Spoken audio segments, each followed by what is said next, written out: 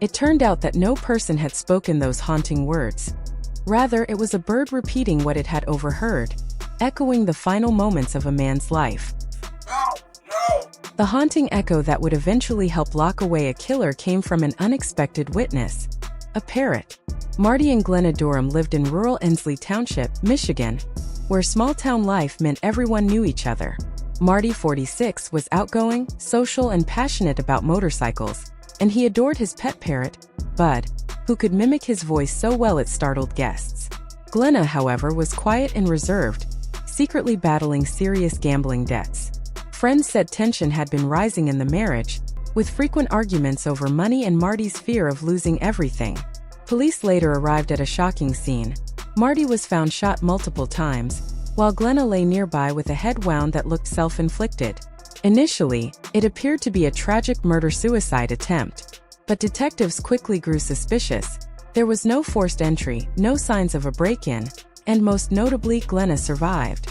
When questioned, she claimed she couldn't remember anything, leaving investigators to dig deeper into the chilling case.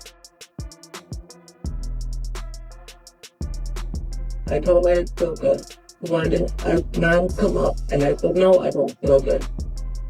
I remember getting a shot. I don't know what day it was.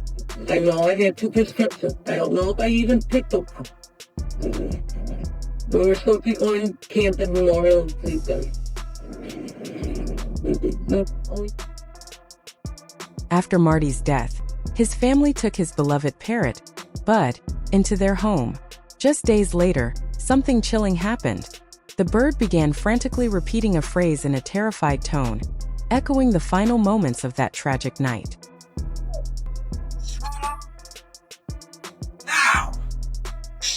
African gray parrots are known not only for mimicking words but also for capturing tone and emotion. And in this case, Marty's bird seemed to echo his last moments in haunting detail. To his ex-wife, Bud's repeated cries felt like chilling evidence of what he had witnessed. Investigators, meanwhile, focused on Glenna's life and uncovered a darker picture: crippling gambling debts, handwritten notes suggesting she contemplated ending both her life and Marty's, and ballistic evidence linking her directly to the crime.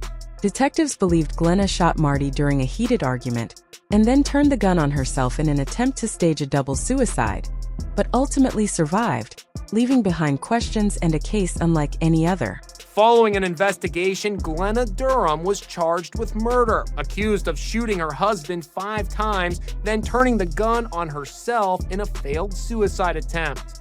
Why did she kill him? They had some financial problems on the day of the murder.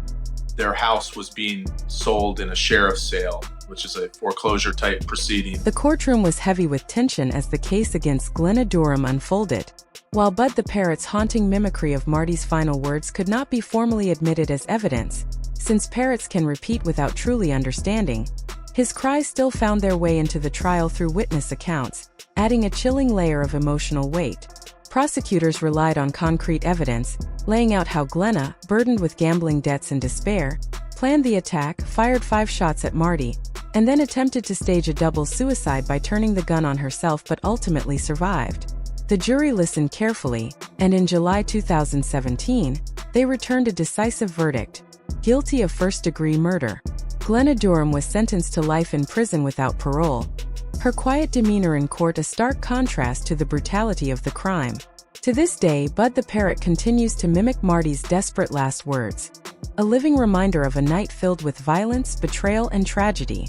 The case remains one of the most unusual in modern legal history, raising questions about unconventional witnesses and how far courts should go in considering such chilling echoes.